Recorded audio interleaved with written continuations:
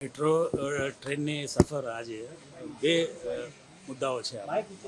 એક તો માનનીય પ્રધાનમંત્રીશ્રીએ જે આહ્વાન કર્યું છે આપણે ઇંધણ બચાવવા માટે, એ એક સંદેશો હતો.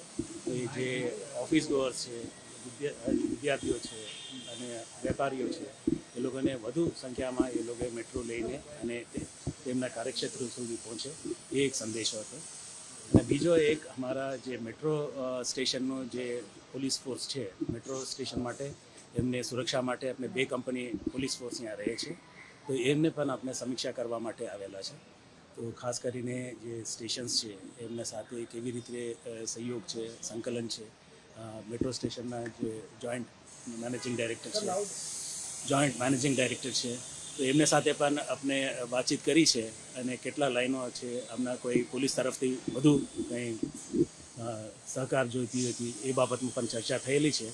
અને મને ખૂબ સંતોષ છે કે વધુમાં વધુ પેસેન્જર્સ ત્યાં જોડેલા છે. અને જ્યારે શરૂ થઈ છે મને બતાવવામાં આવ્યું છે કે 2.9 કરોડ જેટલા ટ્રાવેલર્સ હતા અને આ વર્ષે લગભગ 5 કરોડ સુધી પહોંચ્યું છે એન્યુઅલ એવરેજ.